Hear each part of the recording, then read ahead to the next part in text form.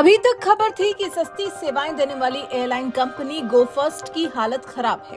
Company को काफी दिक्कतों का सामना करना पड़ रहा है। यहाँ तक कि कर्मचारियों को समय पर सैलरी भी नहीं मिल पा रही थी। कंपनी के आधे से ज्यादा हवाई जहाज खड़े खड़े धूल खा रहे हैं। ऐसे में कर्मचारी बड़े पैमाने पर इस्तीफा भी दे रहे हैं। आज हालत ऐसी हो गई है कि कंपनी ने हाथ खड़े कर दिए हैं। कंपनी ने दिवालिया होने के करीब पहुंचने का ऐलान कर दिया है। कंपनी ने भी मान लिया है कि कंपनी की हालत ठीक नहीं है। कैश की तंगी से जूझ रही एयरलाइन गो फर्स्ट के यात्री परेशान है, क्योंकि उड़ानें भी 5 मई तक की रद्द कर दी गई हैं। कंपनी के पास फ्यूल भरने का पैसा है ही नहीं। एयरलाइन की वेबसाइट के मुताबिक कंपनी रोजाना 27 डोमेस्टिक और 8 इंटरनेशनल डेस्टिनेशन के लिए 200 से ज्यादा फ्लाइट ऑपरेट करती है। लेकिन अब कंपनी की हालत ऐसी नहीं रही है, जिसके बाद एयरलाइन ने टिकट का पैसा वापस करने की बात कही है। रिफंड ओरिजिनल पेमेंट मोड के जरिए किया जाएगा। वहीं जब कंपनी की हालत ऐसी है तो फिर डीजीसीए ने भी मामले को लेकर नाराजगी जाहिर की है। डीजीसीए ने एयरलाइंस को कारण बताओ नोटिस भेजा है और 24 घंटे के अंदर जवाब देने को कहा है। वहीं मामले में एविएशन मिनिस्टर ज्योतिरादित्य सिंधिया ने कहा है कि सरकार हर संभव तरीके से एयरलाइन की मदद कर रही है और स्टेक होल्डर से भी बात की है। एयरलाइन ने भी नेशनल कंपनी लॉ ट्रिब्यूनल के पास समाधान के लिए आवेदन दायर किया है। वहीं एयरलाइन चीफ कौशिक होना ने इस बारे में कहा है कि फंड की किल्लत के कारण रिजोल्यूशन प्रोसेस के लिए जाना पड़ेगा।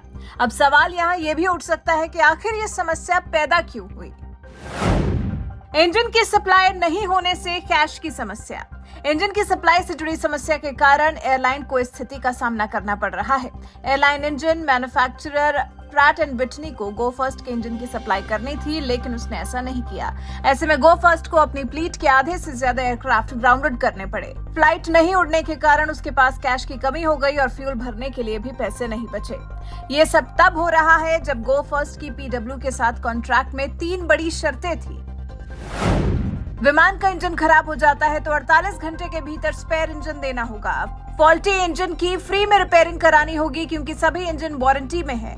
ग्राउंडेड विमानों के कारण हुए नुकसान का कंपनसेशन भी देना होगा। मार्च 2020 तक तो पीडब्ल्यू ने समय पर स्पेयर इंजन भी उपलब्ध कराए, फ्री में रिपेयरिंग भी की और कंपनसेशन भी दिया। लेकिन मार्च 2020 के बाद से कंपनी को कुछ भी नहीं मिला। तब से अब तक कंपनी ने जैसे तैसे अपना काम चलाया, लेकिन कंपनी ने कह दिया है कि अब वो दिवालिया होने की कगार पर पहुंच गई है। हालांकि एयरलाइंस को बेचने से कंपनी ने इनकार कर दिया है। एयरलाइंस बेचने से गो फर्स्ट का इनकार।